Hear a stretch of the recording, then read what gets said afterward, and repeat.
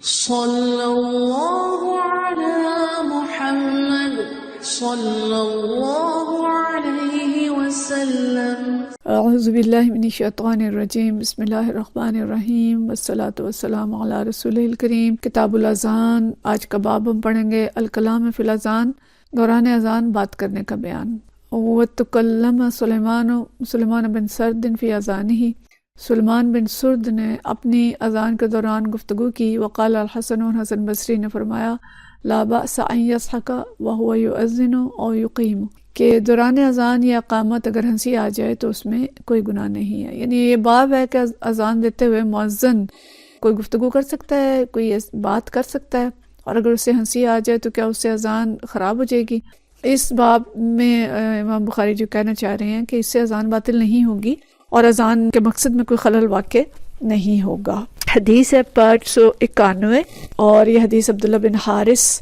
سے روایت ہے۔ عبداللہ بن حارث عن عبداللہ بن حارث قال، عبداللہ بن حارث کہتے ہیں خطبنا ابن عباس فی یوم ردغ، کہ ابن عباس رضی اللہ تعالیٰ عنہ نے ایک کیچڑ کے دن وہ ہمیں خطاب فرما رہے تھے۔ فلما بلغ مؤذن، جب مؤذن آیا حی علی الصلاۃ، یعنی وہ خطاب کر رہے تھے تو اذان کا وقت ہو گیا، مؤذن نے اذان دینی شروع کر دی، اور جب وہ یہاں پہنچا حی علی الصلاۃ فامرہ ان ینادی، تو انہوں نے اسے حکم دیا کہ وہ کہے، آواز لگائے الصلاۃ فی الرحال، کہ نماز اپنے گھروں میں پڑھ لو۔ فنظر القوم بعضهم الی بعض، تو لوگوں نے ایک دوسرے کی طرف دیکھا۔ فقال، تو انہوں نے فرمایا فعل ھذا، یہ کیا تھا، من هو خیر منہ، جو اس سے بہتر تھا، یعنی مجھ سے بہتر یا ہم سے بہتر تھے۔ کون؟ نبی کریم صلی اللہ علیہ وسلم۔ وانھا عظمۃ، اور وہ ذات جو ہے ہم سے بہتر اور برتر تھی اور افضل تھی، اور یہ کام افضل ہے۔ یعنی جب انہوں نے مؤذن سے یہ کہا کہ حی علی الصلاۃ کی جگہ تم الصلاۃ فی الرحال کہو، تو لوگوں نے ایک دوسرے کی طرف دیکھ کے تعجب کا اظہار کرنا شروع کر دیا کہ یہ کیا بات ہوئی کہ حی علی الصلاۃ کی بجائے کہہ رہے ہیں کہ لوگ گھروں میں نماز پڑھ لو۔ تو انہوں نے کہا یہ بات انہوں نے کہی تھی جو ہم سے زیادہ بہتر ہیں، یعنی نبی کریم صلی اللہ علیہ وسلم نے، کہ ایک ایسا ہی موقع تھا جب بارش تھی، تیز بارش تھی، تو نبی کریم صلی اللہ علیہ وسلم نے مؤذن سے کہا تھا کہ وہ آواز لگائے الصلاۃ فی الرحال، یعنی نماز اپنی قیام گاہوں پر ادا کر لو، اس لیے کہ بارش برس رہی ہے اور کیچڑ ہے۔ تو اس سے مطلب یہ ہے کہ اذان کے دوران انہوں نے کوئی دوسری بات کی، اذان کا کلمہ تو نہیں ہے الصلاۃ فی الرحال۔ تو امام بخاری کا خیال ہے کہ اذان کے دوران اگر اس طرح کی کوئی بات کرنی پڑے تو اس سے اذان باطل نہیں ہوگی۔ یہ جو بات ہے کہ حی علی الصلاۃ حی علی الفلاح کی بجائے الصلاۃ فی الرحال یہ کہا جائے کہ نماز گھروں میں پڑھ لو،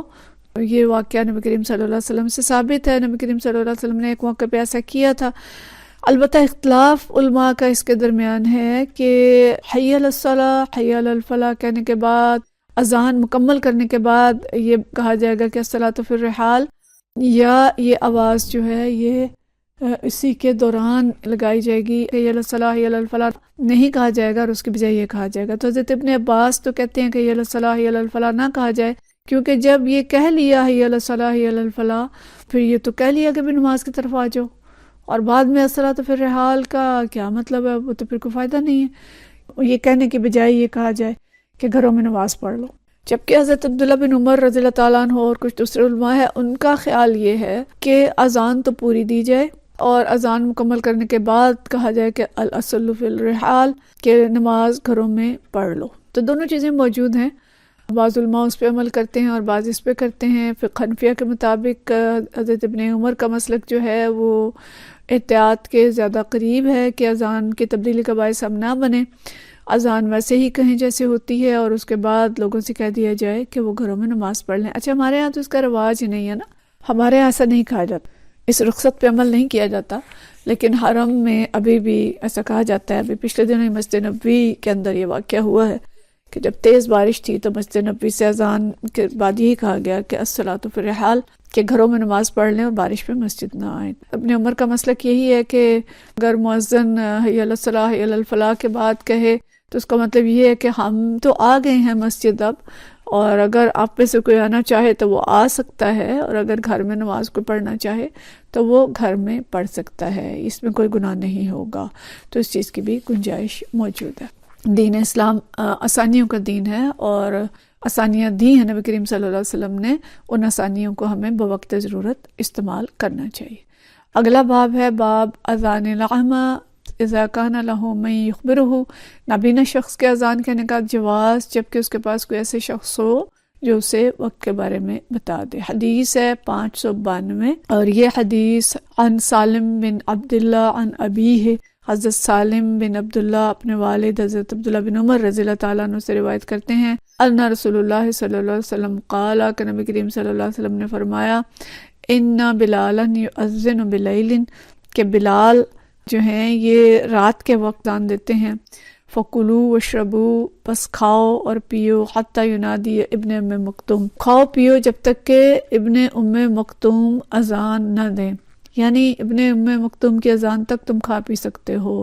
ثم قال، پھر حضرت عبداللہ بن عمر نے فرمایا، وکان رجلا اعمى، کہ عبداللہ بن عمر ایک نابینا شخص تھے، لا ینادی، وہ اذان نہیں دیتے تھے، حتی یقال له، جب تک کہ انہیں کہا نہیں جاتا تھا اصبحت اصبحت، کہ صبح ہو گئی ہے صبح ہو گئی ہے۔ یہاں دو اذانوں کا ذکر ہے، ہمارے ہاں دو اذانوں کا رواج نہیں ہے، حرم میں مکہ میں اور مدینہ شریف میں ابھی بھی دو اذانیں ہوتی ہیں، ایک اذان تہجد کے وقت ہوتی ہے یا سحری سے پہلے ہوتی ہے، رات میں ہی ہو جاتی ہے، جو عموماً تہجد کے لیے بلاوا ہوتا ہے، یا آگے ہم پڑھیں گے حدیث کہ وہ اذان اس لیے ہوتی ہے کہ جو لوگ تہجد پڑھ رہے ہیں وہ آرام کے لیے چلے جائیں، یا اگر رمضان ہے تو جو تہجد پڑھ رہے ہیں وہ سحری کے لیے اب چلے جائیں، سحری کھا لیں، اور دوسری اذان ہوتی ہے کہ اب سحری کا وقت ختم ہو گیا اور فجر کا وقت شروع ہو گیا۔ یہاں پہ باب تو یہ ہے کہ نابینا شخص اذان دے سکتا ہے، لیکن نابینا کے لیے شرط یہ ہے کہ اس کو کوئی بتانے والا ہو کہ صبح ہو گئی ہے۔ تو نبی کریم صلی اللہ علیہ وسلم نے وہاں مدینہ شریف میں جو ڈیوٹی لگائی تھی کہ رات کے وقت یعنی فجر سے پہلے جو اذان ہوتی تھی اس کے وقت حضرت بلال رضی اللہ تعالیٰ عنہ کی ڈیوٹی تھی کہ وہ سحری کے وقت سحری سے پہلے اذان دیتے تھے، سحری کی تیاری کے لیے اور لوگوں کو متوجہ کرنے کے لیے۔ حضرت ابن ام مکتوم فجر کے وقت اذان دیتے تھے، اور وہ اس کا مطلب ہوتا تھا کہ اب سحری کا وقت ختم ہو گیا ہے اور فجر کا وقت شروع ہو گیا ہے۔ تو اگر مؤذن نابینا ہے تو اس کے ساتھ اطلاع دینے والے لوگ موجود ہونے چاہیے، اور اطلاع دینے والا قابل اعتماد ہو تو نابینا شخص اذان کہہ سکتا ہے۔ تو اگلی حدیث اس باب میں جو ہے طلوع فجر کے بعد اذان کا بیان، الاذان بعد الفجر، یعنی بالکل فجر کا وقت ہو گیا ہے، طلوع ہو گئی ہے فجر، تو اس وقت جو اذان کہی جاتی ہے اس کا بیان۔ 593 حدیث ہے، اخبرنا مالک عن نافع عن عبداللہ بن عمر، یہ گولڈن چین جو ہم کہتے ہیں، عن مالک عن نافع عن عبداللہ بن عمر قال اخبرتنی حفصہ، وہ کہتے ہیں کہ حضرت حفصہ رضی اللہ تعالیٰ عنہ نے مجھے بتایا، انہوں نے ذکر کیا عبداللہ بن عمر کی بہن حضرت عمر کی بیٹی تھی حضرت حفصہ، تو عبداللہ بن عمر کہتے ہیں کہ مجھے حضرت حفصہ نے بیان کیا نا رسول اللہ صلی اللہ علیہ وسلم، کہ نبی کریم صلی اللہ علیہ وسلم کا آنا اذا اعتکف المؤذن للصبح، کہ جب مؤذن صبح کی اذان دے چکا ہوتا، اذان دے کے بیٹھ چکا ہوتا یا کھڑا ہوتا، تو وبدأ صبح، اور صبح شروع ہو جاتی، صلی رکعتین خفیفتین، تو 2 ہلکی رکعتیں پڑھا کرتے تھے، قبل ان تقام الصلاۃ، اس سے پہلے کہ جماعت کھڑی ہوتی۔ تو حضرت حفصہ ام المومنین تھی، اور ان سے بہت ساری حدیث روایت کی گئی ہیں، بہت سی حدیث انہوں نے بیان کی ہیں حضرت عائشہ رضی اللہ تعالیٰ عنہ کی طرح، یہ بھی ماشاءاللہ عالمہ تھیں، تقریباً 60 حدیث ان سے منقول ہیں، اور امہات المومنین جو ہیں بہت سارا حصہ نبی کریم صلی اللہ علیہ وسلم کی زندگی کا ہمیں بتاتی ہیں۔ تو حضرت حفصہ رضی اللہ تعالیٰ عنہ نے یہ بات حضرت عبداللہ بن عمر کو بتائی کہ فجر کے وقت جب مؤذن اذان دے چکا ہوتا تھا، اذان دے کے وہ ایک جگہ ٹک جاتا تھا، فجر ہو جاتی تھی، تو نبی کریم صلی اللہ علیہ وسلم جماعت کھڑی ہونے سے پہلے 2 رکعت ادا کرتے تھے۔ یہ 2 رکعت کون سی ہیں؟ یہ 2 رکعت 2 سنت ہیں فجر کی جو نبی کریم صلی اللہ علیہ وسلم پڑھا کرتے تھے، اور یہ 2 رکعتیں خفیف ہوتی تھیں یعنی ہلکی ہوتی تھیں۔ تو فجر کی سنتوں میں بالکل چھوٹی صورتیں پڑھنا مسنون یہی ہے کہ بالکل ہلکی رکعتیں پڑھتے تھے، اور اس میں لمبی قرات جو ہے وہ نہیں کیا کرتے تھے۔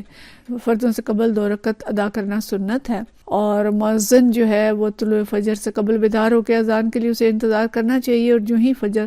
طلوع ہو اسے اذان کہہ دینی چاہیے۔ اگلی حدیث ہے 594،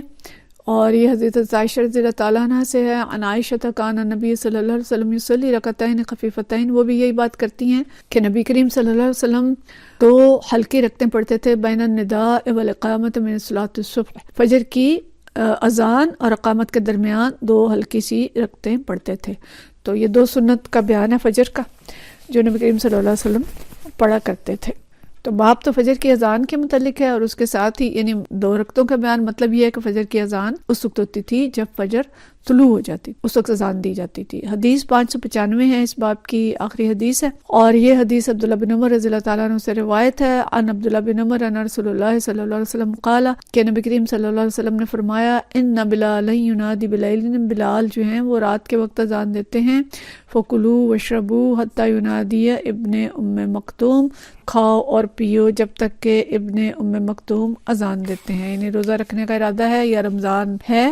تو ابن ام مکتوم کی اذان کے بعد کھانا پینا بند کریں۔ اور حنفیہ کہتے ہیں کہ 2 اذانیں صرف رمضان میں ہوتی تھیں، ایک اذان سحری کے لیے، ایک طلوع فجر کے بعد۔ تو بعض لوگ کہتے ہیں کہ نہیں، ہمیشہ ہی 2 اذانیں ہوتی تھیں، نبی کریم صلی اللہ علیہ وسلم کے دور میں 2 ہی اذانیں دی جاتی تھیں۔ بہرحال دونوں چیزیں ہو سکتی ہیں اور دونوں ہی بیان کی گئی ہیں۔ تو ثابت یہ ہوتا ہے کہ بلال رضی اللہ تعالیٰ عنہ ذرا جلدی اذان دے دیتے تھے جب اندھیرا ہوتا تھا، تو وہ اذان فجر کے لیے نہیں ہوتی تھی، جبکہ ابن ام مکتوم جو اذان دیتے تھے وہ طلوع فجر کے وقت دیتے تھے۔ اور سحری میں تاخیر چونکہ پسندیدہ ہے کہ سحری اس وقت کی جائے جب فجر طلوع ہو جائے، اس وقت چھوڑی جائے، کھانا پینا اس وقت چھوڑا جائے۔ تو ابن ام مکتوم کی اذان بالکل فجر کے وقت ہوتی تھی جس وقت کھانا پینا بند کرنے کا حکم تھا، تو فجر کی اذان گویا جب فجر طلوع ہو جائے اور روشنی شروع ہو جائے، یعنی اس کا ظاہر علماء کو وقت پتہ ہے، اور آج کل تو گھڑیاں اور یہ ٹائم طے کر دیا گیا، اس وقت اذان دی جانی چاہیے۔ ہمارے ہاں فجر کی اذان میں کوتاہی کی جاتی ہے، یعنی وہاں تو صورتحال یہ تھی کہ صحابہ کرام حضرت بلال کی اذان پہ ہی سمجھتے تھے کہ فجر ہو گئی۔ یہاں صورتحال یہ ہے کہ جیسے کسی مؤذن کی آنکھ کھلتی ہے وہ اٹھ کے فجر کی اذان دینا شروع ہو جاتا ہے، اور لوگوں کے پاس اگر خود کیلنڈر نہیں ہیں جن کے اندر اوقات لکھے ہیں تو وہ سخت کنفیوژن کا شکار ہوتے ہیں اور انہیں پتہ نہیں چلتا صحیح فجر کا وقت کیا ہے۔ تو مؤذن کو اذان درست وقت پہ دینی چاہیے۔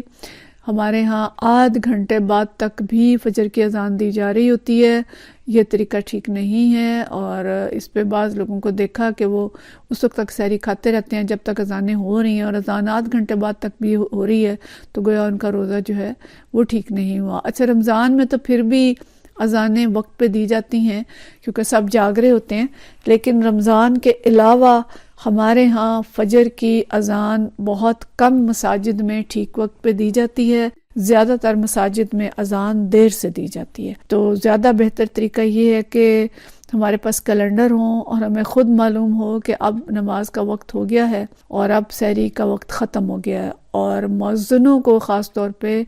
بر وقت جاگنا چاہیے اور بر وقت اذان دینی چاہیے، اور لوگوں کو شکوک و شبہات میں نہیں ڈالنا چاہیے اور تذبذب میں نہیں ڈالنا چاہیے۔ وآخر دعوانا الحمدللہ رب العالمین۔